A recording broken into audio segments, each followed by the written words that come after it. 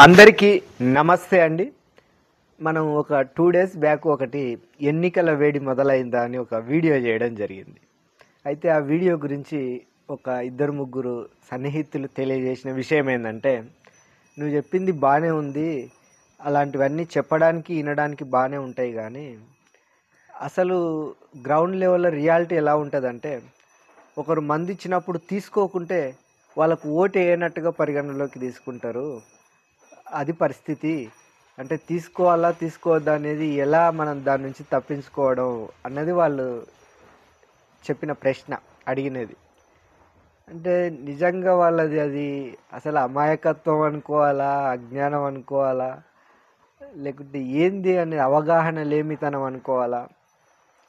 ఎందుకంటే ఎలక్షన్లలో ఉన్న మనం ఓటు అనేది వాళ్ళ కొరకు వేస్తామా? మనం వాళ్ళ కొరకు కాదు కదా, మన కొరకు మనం వేసుకుంటాం కదా. సో అది తర్వాత ఎవరు గెలుస్తారు. గెలిచిన తర్వాత అంటే వాళ్ళు ఏదైనా చిన్న చిన్న వర్క్స్ ఉంటే చేయరేమో కదా, మళ్ళీ మనం అప్పుడు మందు తీసుకోకుంటే అన్నది వాళ్ళు సంధించిన ప్రశ్న. సో సర్పంచ్ అనేది ఓటేసిన వాళ్ళ కాడికే సర్పంచ్, ఓటేసిన వాళ్ళకు సర్పంచ్ కాదన్నట్టుగా ఉండే ఉన్నాం రాజ్యాంగంలో. అట్లుంటుందా? అది ఎలక్షన్ వరకు మాత్రమే ఆ ట్రాజెడీ, కానీ ఆఫ్టర్ ఎలక్షన్ అందరికీ సర్పంచ్ అవుతారు. అది బాధ్యత. వాళ్ళు వర్క్ చేయడం అనేది వాళ్ళ బాధ్యత.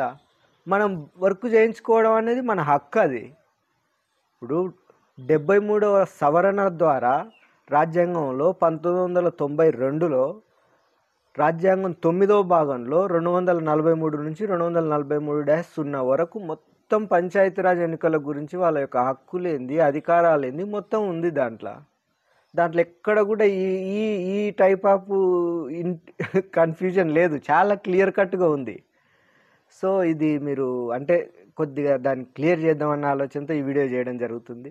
అంటే ఇది చాలా సెన్సిటివ్ విషయమే, కానీ కొన్ని గతానికి సంబంధించిన చేదు జ్ఞాపకాల ద్వారా మనం వీటిని చర్చించుకోవాల్సి వస్తుంది. అదేంటంటే, మా ఫ్రెండ్ వాళ్ళ మామ ఉండేవాడు ఒకతను. చాలా సెన్సిటివ్ ఇష్యూ అది, అయినా కూడా క్లియర్ చేస్తే కొందరికి ఉపయోగపడుతుందన్న ఆలోచనతో చెప్పడం జరుగుతుంది. తను చాలా యంగ్స్టర్. అతను ఒకసారి ఒక ఎమ్మెల్యే ఎలక్షన్స్ టైంలో మందు డిస్ట్రిబ్యూట్ చేయాలన్న ప్రాసెస్లో అతని దగ్గరికి మందు వచ్చింది. అది కొన్ని కాటన్లు. అది ఏ పార్టీ, ఏ నియోజకవర్గం, ఏ ఎమ్మెల్యే, ఆ చర్చలోకి వెళ్ళొద్దు. అసలు దాని ఎసెన్స్ ఏందనేది పట్టుకునే ప్రయత్నం చేయండి. వచ్చింది మందు అతని దగ్గరికి, చాలా కాటన్లు వచ్చింది. వచ్చిన తర్వాత అప్పుడు ఎన్నికలు స్ట్రిక్ట్ జరగడమా, లేకుంటే అతను ఇంటెన్షనల్గా దాన్ని సేవ్ చేసుకున్నాడా ఏందనేది తెలియదు. కానీ చాలా కాటన్ల మందు అనేది స్టోరేజ్ అయిపోయింది, అతని దగ్గర నిల్వ ఉండిపోయింది. ఎలక్షన్లు కూడా అయిపోయాయి.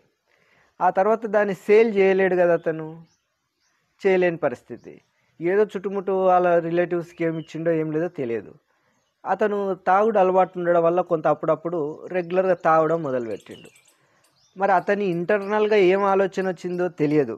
అది నిజంగా అంటే మందు ఏమైనా పాడవుతుందని అనుకున్నాడా, ఏదో దాంట్లో ఇంకా వాటర్ తక్కువ కలుపుకోవడం, ఇంకా కొద్దిగా వెళ్ళేసరికి ఇంకా పచ్చి తాగడం, దాన్ని ఎటు తిరిగి అయిపోగొట్టాలన్న ఆలోచనతోన తాగడం మొదలుపెట్టిండు. ఫైనల్గా రిజల్ట్ ఏంటంటే అతనికి లివర్ డ్యామేజ్ అయిపోయింది. లివర్ డ్యామేజ్ అయిపోయి చాలా లక్షల రూపాయలు, దాదాపు ఇది జరిగి 12 సంవత్సరాల ముందు కథ, అప్పుడే లక్షల రూపాయలు ఖర్చు పెట్టుకున్నారు. అయినా కూడా అతను బతకలే, చనిపోయిండు. చిన్న పిల్లలు. అప్పటి నుంచి ఇప్పటి వరకు వారి యొక్క ఫ్యామిలీ ఎంత అగమ్య గోచరంగా ఉంది. ఘోష అనేది వాళ్ళు చూస్తే అంటే అదంత చిన్న సున్నితమైన విషయం, అది చాలా చిన్న విషయంలాగా కనపడుతుంది. కానీ దాని ఎఫెక్టు ఒక తరం మొత్తం, వాళ్ళ యొక్క ఫ్యామిలీ మొత్తం సఫరర్స్. ఇప్పటికి కూడా రోజు కూలి వెళ్తే కానీ నడవని పరిస్థితి. ఆ పిల్లలను పోషించుకుంటా ఆమె చిన్న ఏజ్లో ఎంతో ఇబ్బంది పడుతుంది. అంటే అలాంటివన్నీ చూసినప్పుడు ఏంటంటే, అది మనిషి ఎంత కకృతి పడతాడు అంటే, అది చాలా చిన్న సెన్సిటివ్ ఇష్యూనే. కానీ ఇలాంటి సంఘటనలు అనేవి ఈ ఎన్నికల టైంలో జరుగుతూ ఉంటాయి. కొద్దిగా జాగ్రత్తగా ఉండడమే, కొద్దిగా అవేర్గా ఉండడమే, కొద్దిగా మైండ్ను మనం స్ట్రెంథన్ చేసుకోవడం. ఎందుకంటే ఈ ఫ్రీగా వచ్చే దాని గురించి మనం చిన్న చిన్నగా ఆశపడితే, ఇంకోటి ఏంటంటే వాళ్ళు ఆ రీజన్తో ఏంటంటే ఈ పార్టీ వాళ్ళు ఇచ్చినా ఆ పార్టీ వాళ్ళు ఇచ్చినా ఎవరిచ్చినా తీసుకోవాలి, తీసుకుంటేనే ఓటు వేసినట్టు అన్నట్టు ఉద్దేశంతో ఎలక్షన్ టైంలో అందరి దగ్గర తీసుకొని మీరు కూడా కొద్దిగా ఎక్కువ అలవాటు అవుతుంది అన్నట్టు. అలవాటు అయిన తర్వాత ఫస్ట్ ఫ్రీగా వస్తుంది, కానీ తర్వాత మన ఆస్తులు అమ్ముకున్నా కూడా సరిపోదు. ఇది మనం ఈరోజు చెప్పాలనుకుంటుంది. చాలా సెన్సిటివ్ ఇష్యూ ఇది, కానీ వాళ్ళని చూసినప్పుడు చాలా బాధ అనిపిస్తుంది, కళ్ళల్లో నీళ్ళు తిరుగుతాయి, అంత గందరగోళమైన పరిస్థితి. అది ఒకవేళ నిజంగా అతనికి పొలిటికల్గా ఇంట్రెస్ట్ ఉంటే జాగ్రత్తగా సర్వీస్ చేసుకుంటూ ఉంటే ఏదో ఒక రోజు ఏదో ఒకటి వస్తుండేనో పోతుండేనో తెలియదు, కానీ ప్రాణం పోయినాక ఏమొస్తుంది? ఏం రాదు. సరే, అది సింగిల్గా ఉండి ఏదో పోతుందా అంటే అది లేదు. ఫ్యామిలీ ఉన్నప్పుడు ఎంత ఇబ్బంది అయింది చూడండి. అంటే మీ ఫ్యామిలీలో దృష్టిలో ఉంచుకొని చిన్న చిన్న టాక్టిక్స్ ఇవి కొద్దిగా సమయస్ఫూర్తితో వ్యవహరించాల్సిందే. మీరు అన్నది నిజమే ఉండిండొచ్చు, వాళ్ళు ఇచ్చిన మందు తీసుకోకుంటే ఓటు అయినట్టుగా పరిగణించవచ్చు, తర్వాత ఏమైనా చిన్న చిన్న ఇబ్బందులు ఫేస్ చేస్తే చేయొచ్చేమో, కానీ జాగ్రత్తగా కొద్దిగా సమయస్ఫూర్తితోనే వ్యవహరించడం.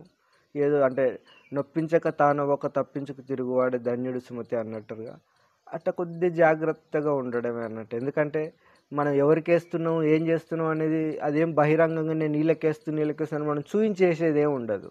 ఎందుకంటే రాజ్యాంగంలో అన్ని రకాల లోటుపాట్లు చూసే వాళ్ళు ఒక ప్రాసెస్ని అప్లై చేస్తారు అన్నట్టు. మనం చాటున పోయేసేదే కాబట్టి నువ్వు తీసుకున్న వాళ్ళకి వేసినా తీసుకోకున్న వాళ్ళకి వేసినా ఫైనల్గా నీకు ఇంటర్నల్గా ఎవరు కరెక్ట్ అనిపిస్తారో వాళ్ళకే వేస్తాం.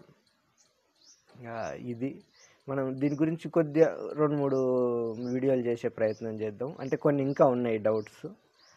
థ్యాంక్ యూ అండి once again. Like, share, subscribe this channel.